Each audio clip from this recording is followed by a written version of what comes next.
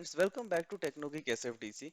So from past 3-4 months we have been listening a lot about Chat GPT or AI which can write Apex triggers or which can write LWC component codes. So does this mean that our Salesforce developer jobs are in danger, or will it replace the Salesforce developer jobs?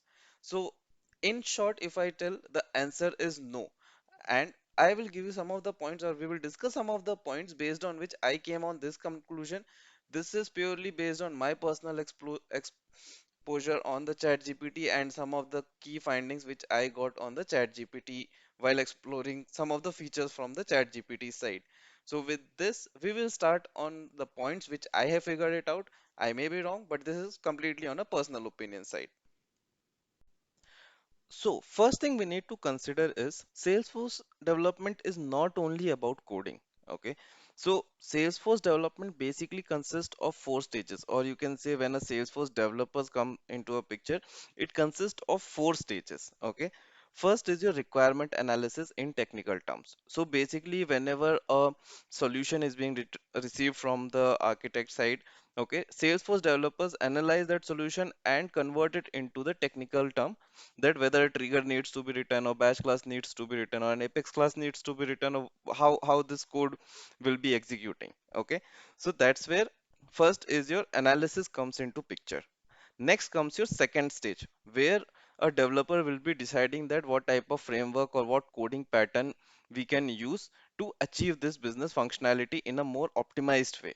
Okay, because Salesforce gives you varieties of coding patterns, like you have facade, you have singleton, you have decorators, you have many other types of coding patterns. So it is on the developer's experience and the way developer want it to be written in an optimized way, where he or she will decide that what coding pattern they need to use.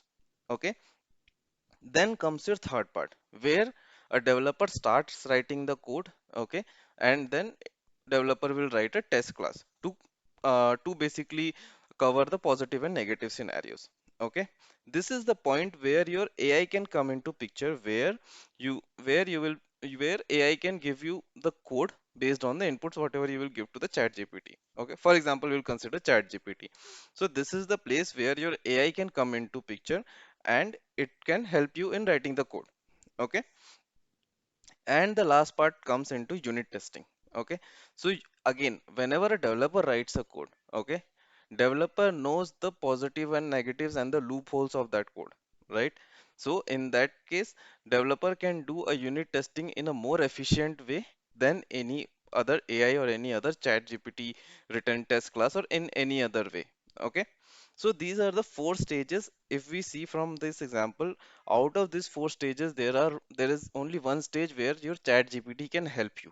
Okay, so this is one of the points that why your AI cannot replace Salesforce developer job completely. Now, next point is, whenever, for example, let's say we talk about chat GPT only. Okay, so when if you need a code to be generated, it requires a crisp input based on which it will give you an output. Okay, so let's say if you want to generate a trigger code or any LWC code, so in the chat GPT you need to specifically mention that please write a apex trigger where whatever your business scenario is. Okay, and then accordingly uh, chat GPT will give you an output of that particular requirement, or output of that particular text whatever you are giving as an input. Okay, so this is where your input, or basically whatever the requirement you are giving to the chat GPT, that has to be crystal clear, that what you are expecting from that.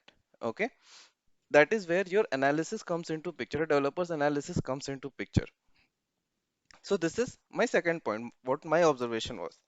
Next point is, we have seen that it writes trigger, it write everything, that's totally fine. Okay, but does it consider everything what Salesforce limitations or Salesforce framework has? The reason why I am telling is, while I was exploring one of the code in chat GPT. Okay, so I just gave an example that write a trigger to send an information to a third party system whenever the account rating is changes to hot. Okay, and this is the code which I got from ChatGPT. If you see on the first eye, Everything looks fine here, that it is, adding it to a list, sending to a method, doing HTTP call out, everything.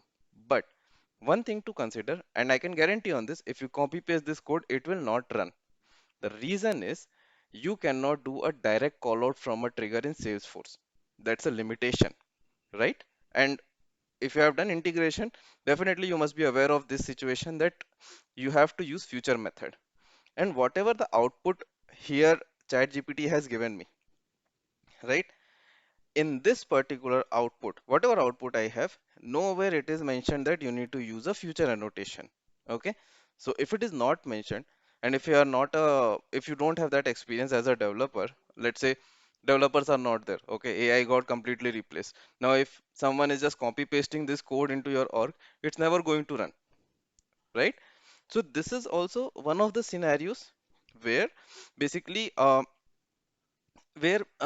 this is, you can say, again a different type of experience you will get, or you can say this is a limitation because it is not a completely working code, because each system is having its own limitation or its own way of working.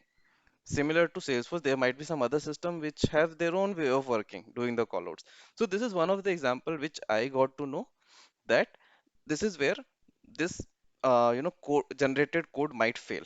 Okay.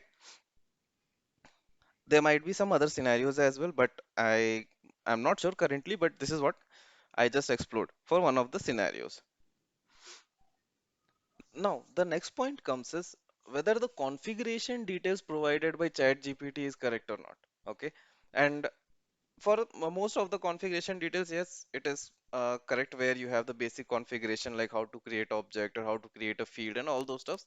It's correct. I will not deny that it will not correct. It is correct. But whenever there is some complex configuration comes into picture, there the chat GPT might fail. Okay. And one of the scenario I can tell you, that that we have a feature in Salesforce where you can associate one contact with multiple accounts. Okay.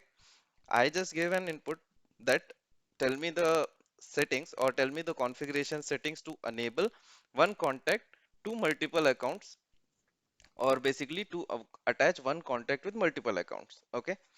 The settings or the steps which I got from the chat GPT is shown in the top. That is, go to contact setting from the quick find box, and then in the contact setting you will be having some option called allow contacts to be related to multiple accounts. Okay. This is what chat GPT gave me. But when you go to Salesforce, okay, you don't have anything called contact setting. Okay. You have something called account setting, and this settings which I am talking about is present under account settings. Okay. So this is a totally different things. ChatGPT is telling me about contact setting, but there is nothing called contact setting. You have to go to account settings and then enable this checkbox. So this is also one of the scenario which I came across from the ChatGPT. So definitely, see, some of the scenarios, yeah, definitely it can help, but these types of scenarios, let's say if you're totally relying on ChatGPT, and if you try to execute the steps which ChatGPT provided, you will never get that step, because your first step is only not coming. There is nothing called context setting. Okay. So this is also one of the thing where uh, I would say the configuration details provided by ChatGPT is not always correct. Most of the time it's correct, but it's not always correct. Now, last point. Okay. Or I would not say last point. There might be one more point after this which I wanted to discuss. So this point is talking about multiple solution. Now, in the chat GPT, if you write the same scenario, okay, it will give you same output every time. Okay. But when you go to Google or when you go to any search engine, right, when you give any scenario, you can get multiple solutions for that. Okay. And then based on whatever the optimized solution as per you, as per a developer, you can select the best solution and then you can use it. Okay. But this option will not be there with the chat GPT. In case of chat GPT, if you write the same scenario, you will again get the same code. Okay. So this is one of the major difference. Now, last point which I want to mention here is, in chat GPT, let's say I just showed you an example of the trigger, right? But it doesn't recommend any kind of framework to you, because, or if I say whenever we write a trigger, right, one of the best way of writing a trigger is by using a trigger framework, so that we can reuse the handler or we can reuse the code in that. Okay, say nowadays coding is more about reusability and modular structure, right? So whenever you are writing in the chat GPT, like I gave one scenario in chat GPT, it gave me a basic sample code of code context, but nowhere it was mentioned, nowhere it was suggested that you need to you can use a trigger framework, or you can, you refer the abstract classes or virtual classes to create your own framework. So these types of suggestions are not there. Okay, so you can get a basic working code, definitely you can get, but when you talk about the large scale, you will not be getting the framework recommendation, or how you can, or what type of framework you can use to write an optimized code. So this is also one of the challenge I would see whenever you're using the chat GPT. Okay, until unless you're not specifying that give me the code for trigger framework, but for that you should get a suggestion first, right? That you can use a trigger framework in Apex trigger. Okay, now if you're completely relying on chat GPT 3, it will not give you that suggestion. So if it is not giving you that suggestion, you will never know that there is something called trigger framework, right? So that is also one of the limitation, where it will only give the output based on whatever you're giving the input. There will be no added suggestions on that in terms of frameworks or something like that.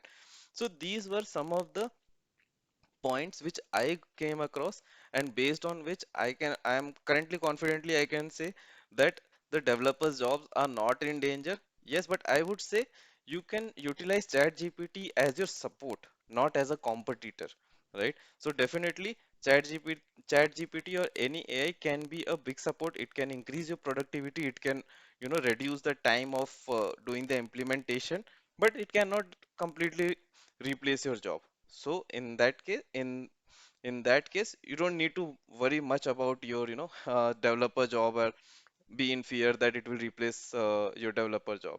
So nothing like that. Take that chat GPT as your support and increase your productivity. So with this, we will end up this video. I hope my personal opinion might have give you some idea.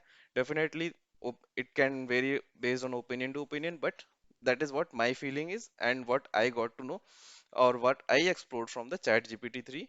So just keep on learning and enhancing your development skills, and you will always be on a safer side. So with this, we will wrap up today's video. If you like the video, please share, subscribe, and comment on the video. If you feel anything needs to be improved, you can definitely comment on it. So with this, we will close today's video. Thank you.